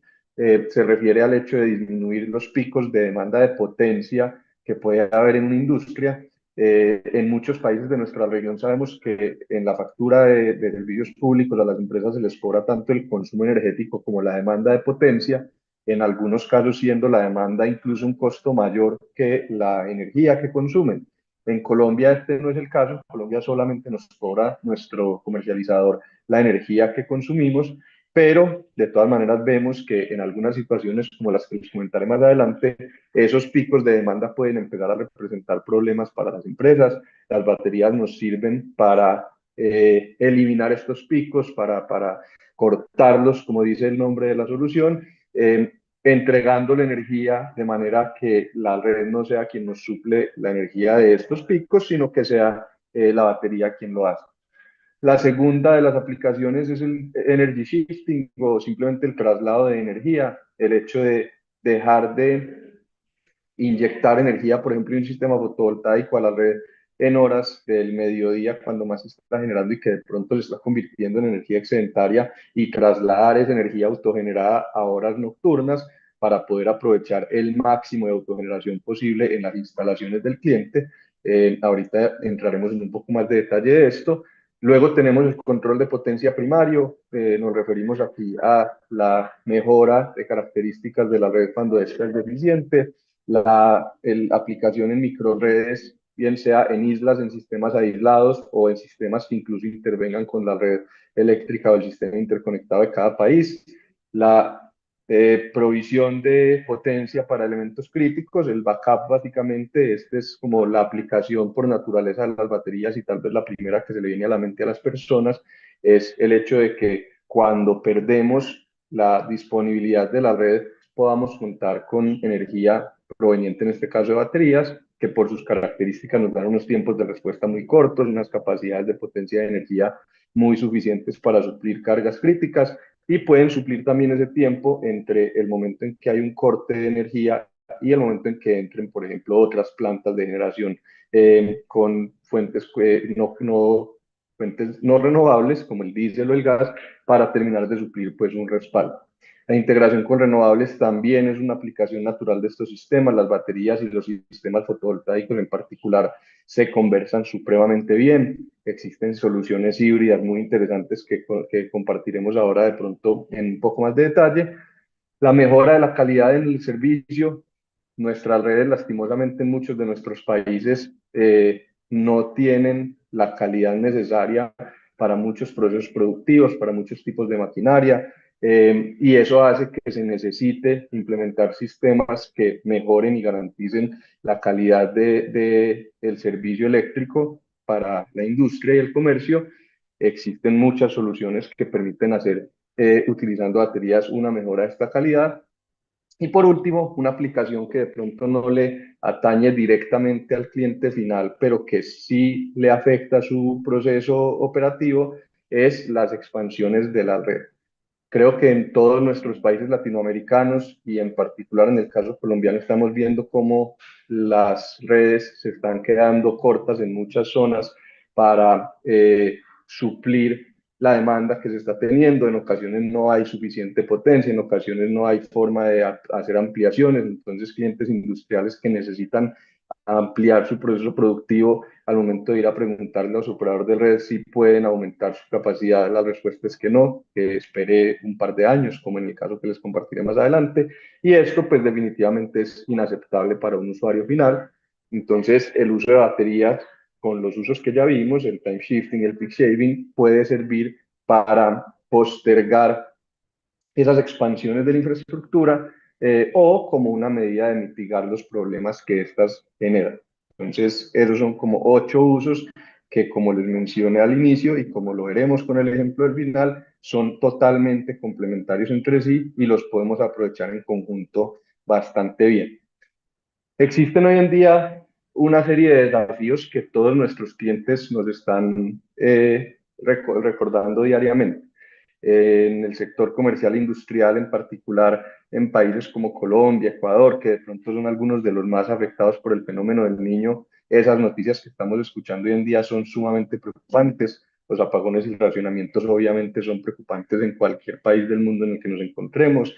La disponibilidad de servicio y disponibilidad de red también son una problemática frecuente en nuestros países para los clientes comerciales e industriales, y la forma en la que los excedentes de los sistemas de autogeneración con fuentes renovables como la solar funcionan, a veces hacen que se limiten mucho las dimensiones de los proyectos de autogeneración. Entonces vamos a hablar un poco de cada uno de estos 4 desafíos y cómo para estos 4, y no solo para estos 4, sino para muchos más, los sistemas de almacenamiento representan soluciones prácticas y viables técnica y financieramente. Entonces, el primero de estos desafíos es el niño. En Colombia en particular, nosotros cada cierta cantidad de años, que incluso cada vez está siendo más variable, pasamos de el fenómeno de la niña con sus lluvias abundantes al fenómeno del niño con su sequía que pone en riesgo nuestro sistema eléctrico que se basa en las fuentes hídricas. Este año, definitivamente, para los últimos meses del año, tendremos un fenómeno del niño. Incluso se está hablando ya de que no solamente habrá un fenómeno del niño, sino que es posible que sea un super niño, tal vez el fenómeno del niño más fuerte, más intenso de los últimos 140 o algo así de años. Si los últimos que hemos tenido, que no fueron super niños, sino que fueron niños convencionales, pusieron en jaque nuestro sistema eléctrico, entonces un super niño seguramente nos afectará significativamente, no solo a Colombia, sino a muchos otros países de la región. La probabilidad en este momento de que en el último trimestre del año haya un fenómeno de niños superior al 80%. Esto quiere decir que definitivamente nos tenemos que preparar. En las gráficas se ve en la parte superior esa probabilidad, en las barras rojas, cómo sube a medida que avanzamos en el año, y cómo en el último fenómeno del niño que tuvimos en 2024 en nuestro país, ese fenómeno nos afectó y llevó las reservas hídricas a sus puntos más bajos en muchísimo tiempo, poniendo ya el sistema al borde de situaciones críticas, lo cual preocupa sobremanera a nuestros clientes industriales, en particular los clientes industriales que tienen plantas que operan 24/7, que de pronto se les va a empezar a cortar su suministro de servicio. Cada kilovatio hora que no les llegue a sus plantas es dinero que dejan de producir. Entonces, esto es algo bastante importante para tener presente. El niño solo, pues no podemos decir que con baterías vamos a resolver el fenómeno del niño, ni mucho menos, pero vamos a ver cómo algunos de esos desafíos que surgen a raíz del fenómeno del niño, como los apagones o los posibles racionamientos, sí se pueden atacar con sistemas de almacenamiento en baterías. Entonces, ya hablando de esos tres desafíos que ya mencionamos anteriormente. El primero de ellos son los apagones, bien sea planificados, no planificados o racionamientos. En la gráfica vemos desde la época de los 90 en los países de la región cuando hemos tenido apagones de gran escala o racionamientos. Se ve que en todos los países han ocurrido. Hay algunos en los que han sido más frecuentes, algunos en los que han sido más duraderos, algunos en los que han tenido una intensidad mayor, pero todos los países han tenido apagones a gran escala y o racionamientos. En el caso de Colombia en particular, hemos sido bastante favorecidos, hemos tenido un sistema eléctrico robusto, con un buen control y una buena gestión que nos ha permitido desde el 92 no tener necesidad de hacer racionamientos, lo cual es bastante destacable en la región, pero se prevé que en el corto plazo vamos a estar en situaciones bastante críticas. Esto no es solo de los países latinoamericanos. Todos vimos cómo hace algunos meses en España ocurrió el apagón que tuvieron, independiente de cuál sea su causa, no estamos aquí para hablar sobre eso. A las empresas les preocupa esta realidad, es algo que les preocupa a los empresarios, es qué va a ocurrir si me quedo sin suministro de energía, así sea por tiempos cortos o mucho peor aún si es por tiempos prolongados. Entonces, este es uno de esos desafíos que tenemos. ¿Qué podemos hacer con baterías para darle tranquilidad a nuestros clientes? Pues lo que les mencionaba al principio de la aplicación natural de las baterías, el respaldo o el backup.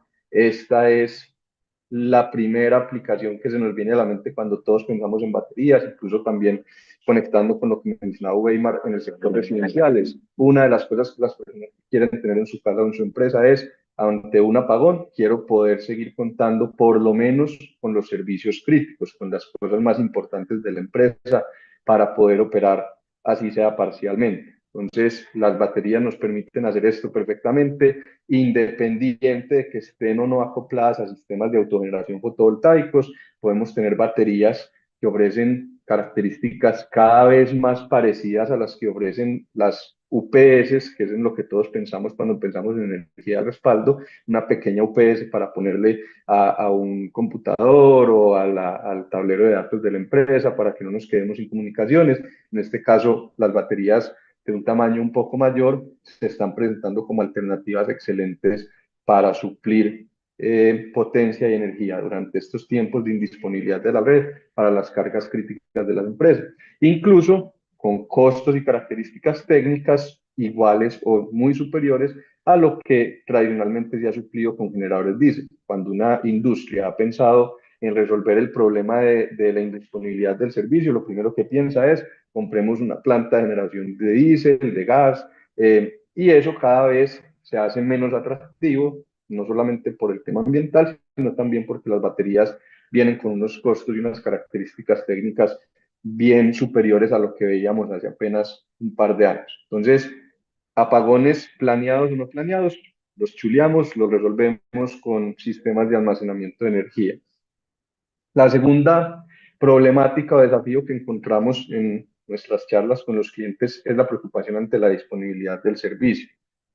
Muchas veces tenemos clientes que no pueden hacer ampliaciones en su infraestructura porque no hay suficiente disponibilidad de la red eléctrica, porque les dicen que se esperen unos años a que se amplíe una subestación o a que las redes se mejoren o lo que se necesite hacer desde el punto de vista de infraestructura para mejorar esto.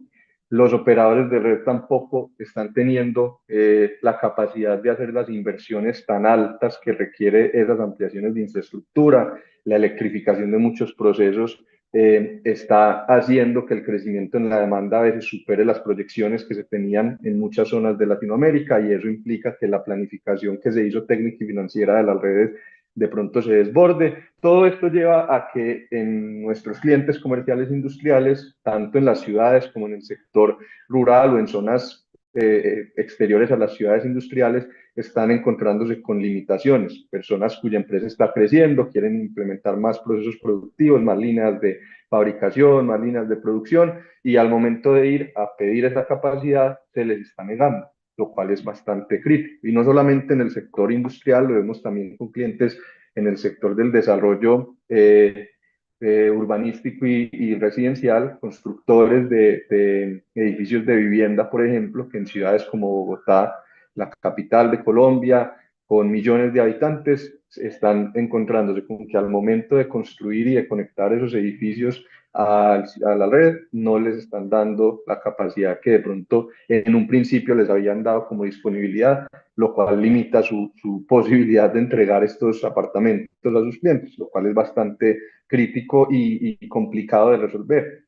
Este es otro punto en el cual podemos también ofrecer soluciones con sistemas de almacenamiento. ¿Qué soluciones tenemos para esto? Tenemos básicamente dos de las aplicaciones que mencionamos más temprano, que van de la mano entre sí realmente, y es el peak shaving, es el recorte de picos.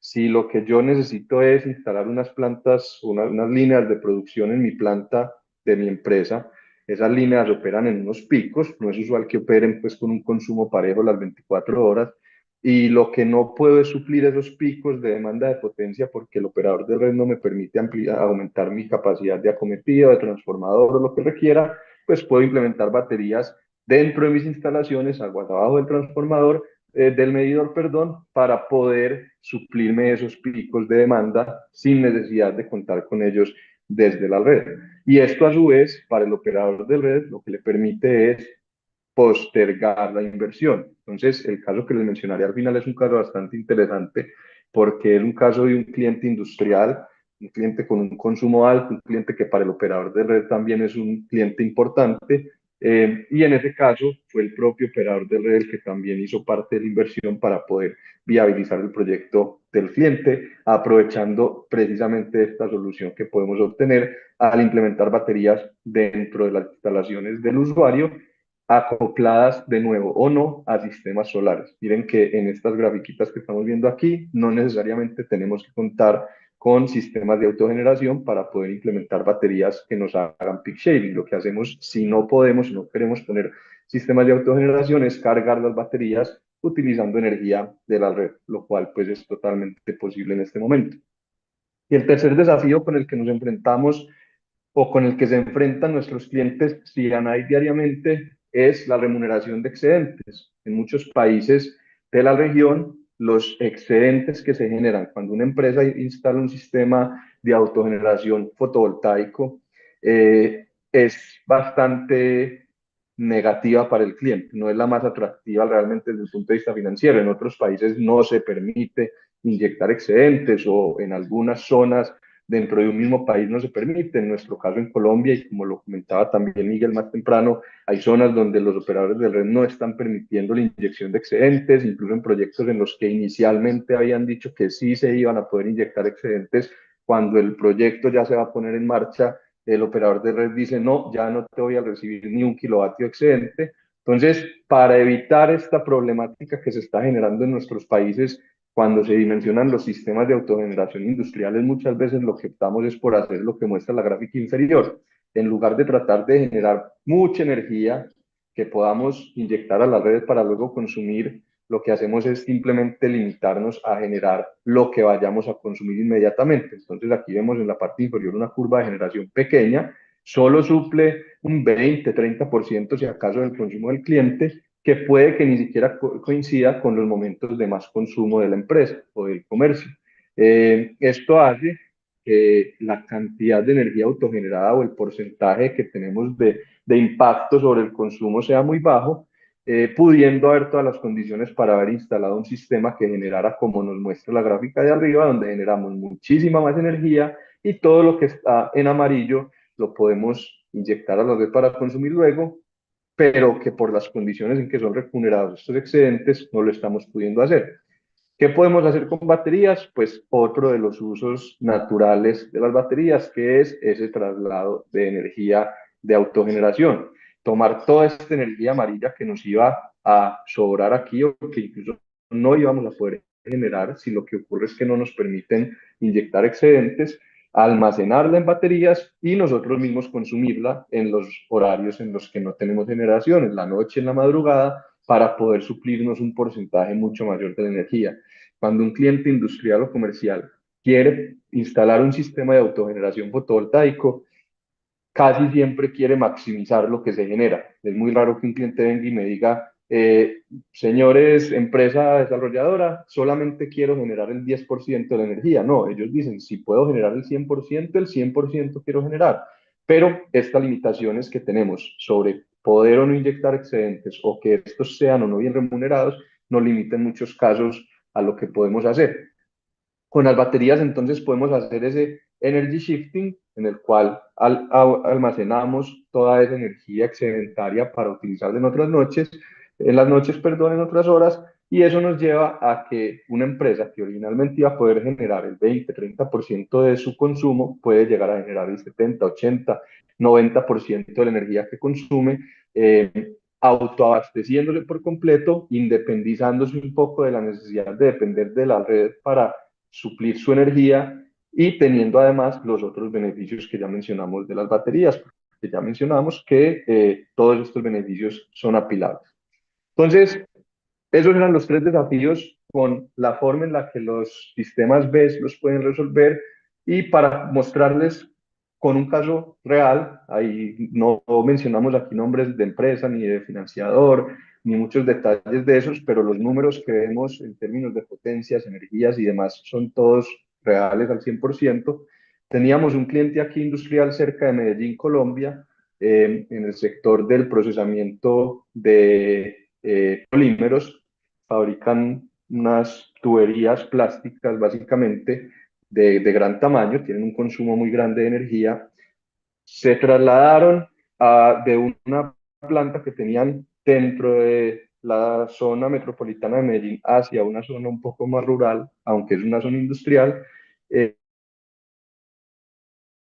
Querían autogenerar todo lo que pudieran de su energía. Desde que hicieron el traslado dijeron queremos autogenerar todo lo que podamos con sistemas fotovoltaicos. Además de eso, tenían problemas de calidad y disponibilidad de la red. Desde que se mudaron vieron que hay unos cortes no muy prolongados, pero sí frecuentes, y por la naturaleza de su proceso, cualquier corte, por más pequeña que sea la duración, implica unas consecuencias económicas bastante grandes por material que se pierde, porque se pierde la continuidad en el procesamiento de la tubería, en fin. Entonces, esos cortes eran bastante críticos para ellos y además les ocurrió lo que les mencionaba anteriormente y fue que cuando se iban a trasladar, le dijeron al operador de red, vamos a necesitar más o menos 2.5 MVAs para nuestra nueva planta.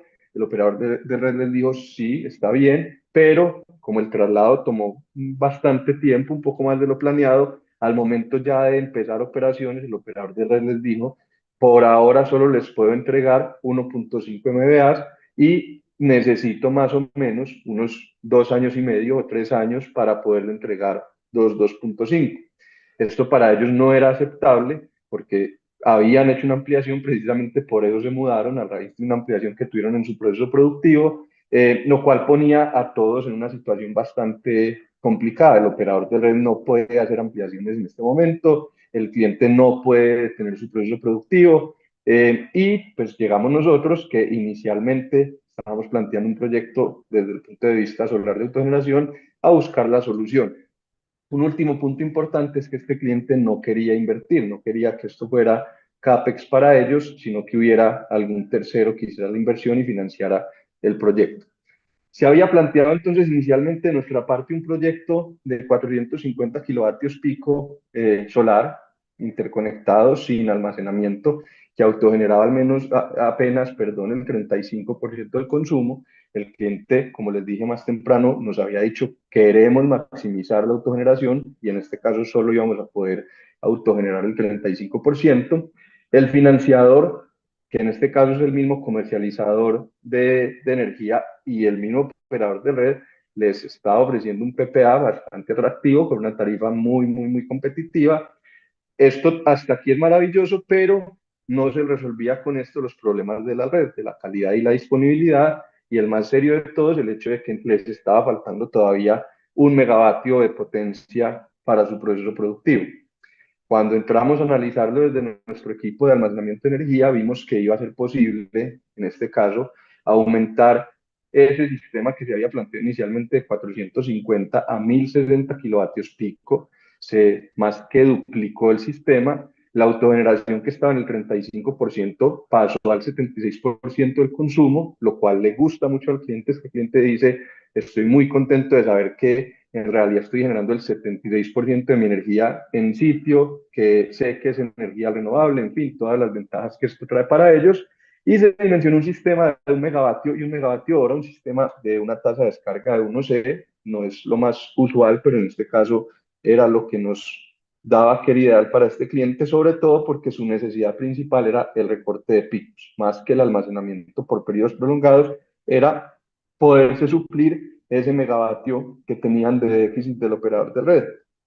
Esto habilitó el proceso industrial completo, pueden prender todas sus líneas de producción sin ningún problema, operar en simultáneo, y como esto le solucionó el problema a ellos, también le solucionó un problema que se le estaba generando al operador de red al no poder suplir toda la demanda de este cliente.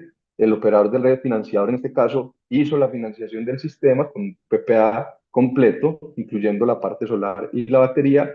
Obviamente, el hecho de que las baterías tienen un CAPEX importante hizo que la tarifa del PPA fuera más o menos un 15-20% mayor que la que originalmente habían ofrecido para el sistema solar sin baterías. Esto era admisible para el cliente, ellos preferían pagar un poco más cara esta energía, pero contar con todo su proceso productivo. Entonces, en últimas, logramos satisfacer todas las necesidades que tenía este cliente, ese deseo de autogenerar toda la energía posible, mejorar los problemas de calidad y disponibilidad de la red, suplirles los 2.5 MVA completos que su proceso productivo requiere, 1.5 de la red y 1 para los picos que se generan provenientes de la batería, y todo esto sin inversión, porque la inversión definitivamente es uno de los puntos críticos, como también Weiner lo mencionaba más temprano. Entonces, la conclusión con esto y la invitación es que veamos las baterías como una fuente de soluciones a problemáticas comerciales industriales que nuestros clientes tienen. Existen todavía unos desafíos importantes. El aumento del CAPEX es uno de ellos. El hecho de que para nosotros como integradores los sistemas que incluyen baterías tienen una complejidad mayor y de pronto no son tan un tamaño sirve a todos como son los sistemas fotovoltaicos, que ya todos estamos muy familiarizados en cómo los dimensionamos, cuánto capacidad necesitamos para suplir cierta cantidad de energía, en fin, las baterías requieren un estudio un poco más minucioso que ello. Y otro punto crítico que conecta también con lo del sector residencial que hablaba Uberna más temprano es que estos sistemas dependen mucho, su éxito en la operación, del uso y potencial abuso por parte de los clientes finales. Si tenemos un cliente que entiende las limitaciones que tienen las baterías, que entiende que son almacenamientos limitados de energía, todo va a funcionar muy bien. De lo contrario, vamos a tener un cliente que va a estar todo el día buscándonos para darle servicio cuando es él el que no está utilizando el sistema muy bien.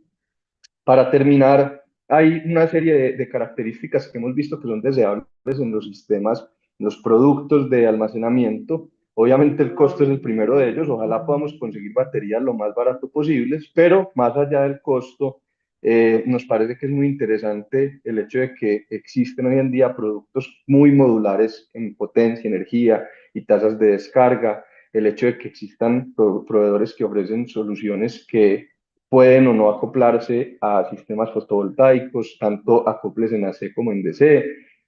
Otro punto crítico es la velocidad de transferencia entre modos. Pues para nadie, a ningún cliente industrial le va a servir que le digamos se demora 10 minutos en cambiar el sistema y entrar la batería a darte respaldo. Necesitamos tiempos muy cortos. En particular, conversando con el equipo de Goodby esta semana, hemos visto que existe dentro de ese portafolio de Goodby muchas de estas características, tanto en sus inversores híbridos como en sus sistemas de BESS All-in-One para el sector comercial industrial. Hay muchas marcas que ofrecen soluciones como estas, Goodby es una de ellas, y hemos visto pues que están trabajando permanentemente para que su producto cumpla con todas estas características útiles para nuestro mercado. Esto es lo que tenía para compartir con ustedes. Muchas gracias por la invitación a Goodby y a todas las personas que están escuchando. Gracias, Elías. Gracias a ti por compartir todo ese conocimiento. Creo que ha sido muy enriquecedor y al igual que el de los demás expositores, siento que hemos cumplido con un objetivo y es educar un poco más a las personas que están detrás de la pantalla, compartir expectativas, experiencias y opiniones. Llegando así a la última etapa de nuestra eh, reunión, de nuestro Good Week 2026, tengo por acá unas preguntas de algunos de los participantes para Miguel. Es la primera. ¿Estás por ahí, Miguel? Sí, sí. Miguel, nos dice un participante, dice, consulta, sobre el RETI anterior, ¿será aceptado en 2026 el certificado de equipos o componentes importados bajo el RETI previo? ¿Todo esto aplica?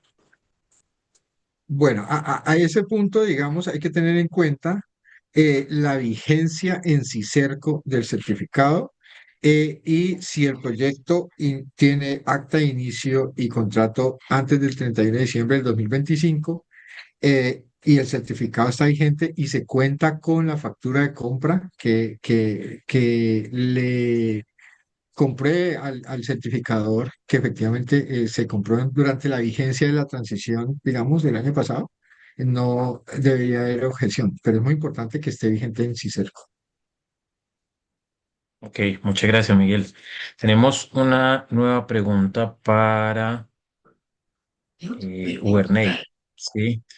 Eh, el tema del funcionamiento de los sistemas híbridos, si nos dice por acá un cliente, de cara para Uberney, con el costo, con lo costosas que son las baterías, ¿no conviene trabajar bidireccional con la red? En signo pregunta. Pues depende donde sea, si es aquí en Colombia, si es en otro país de Latinoamérica. Lo que pasa es que hay que evaluarlo muy bien porque como decía el ingeniero que habló después de mí, Elías, si no estoy mal, em, hay muchos modelos.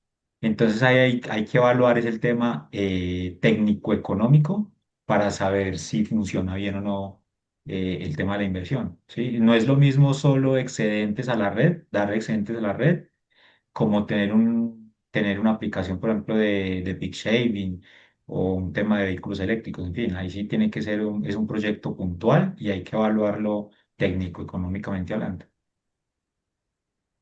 Ok, esta pregunta también es para ti, Uberney. Nos dice un cliente, indudablemente toda la instalación debe cumplir con la norma RETIE en cuanto a su implementación. Mi pequeña, mi pequeña pregunta es si hay que pagar la certificación RETIE necesariamente a esas entidades autorizadas. Entiendo que va más alineado a tema de la legalización del proyecto como tal cuando tenemos una aplicación de sistema híbrido, ¿no? Exacto, siempre que haya una interacción con la red, se debe hacer.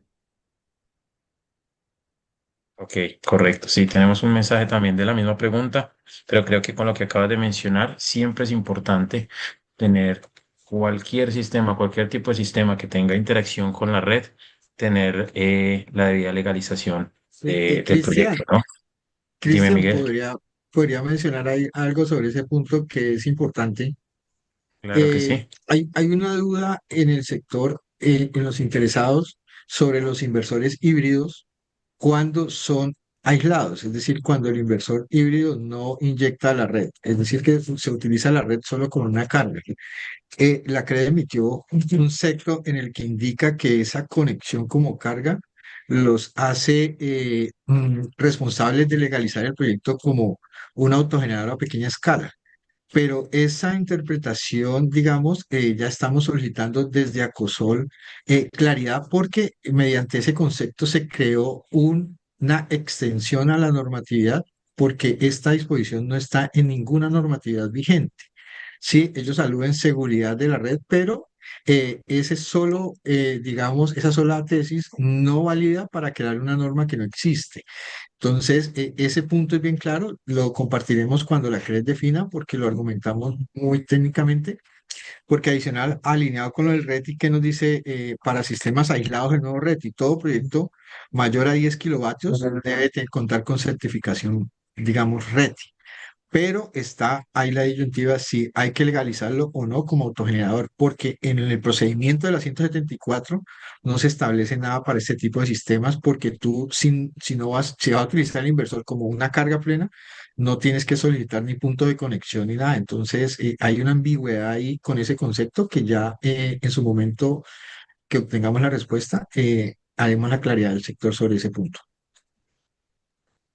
Ok, Miguel, muchísimas gracias por el aporte, importantísimo, y creo que ha dado aún más claridad a la pregunta del cliente.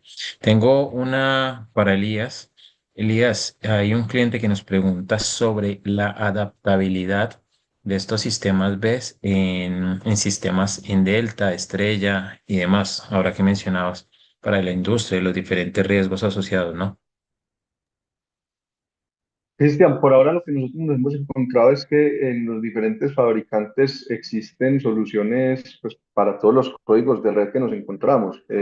Precisamente esta semana que conversábamos con tu equipo, mencionábamos cómo a veces encontramos en países como Colombia empresas que tienen niveles de tensión muy diferentes o características de red internas distintas porque usan maquinaria europea o asiática o norteamericana. Pero independiente de esto, hemos visto que al final sí se consiguen equipos que sean aplicables a cualquiera de estos estándares de red. Obviamente, en el sector CIANA estamos hablando usualmente de soluciones que se conectan en baja tensión, de ser necesaria la implementación de transformadores para llevarlos a media tensión por cuestiones de que la empresa tenga redes de distribución de media tensión internas, también es posible, lo hemos hecho.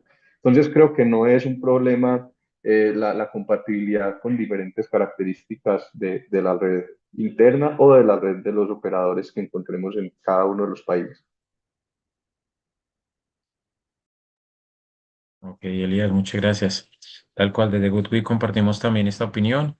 Hay sistemas que a nivel de tecnología se adaptan fácilmente a operaciones Delta, Estrella, diferentes industrias. Entonces cuentan ahí con todo nuestro apoyo en caso de que requieran subsanar estas dudas adicionales. Y veo que en el chat no tenemos preguntas adicionales, entonces les agradezco a todos por el espacio. Espero que haya sido muy productivo para todos ustedes. Para nosotros lo fue y los vemos en una siguiente eh, versión del Good Week.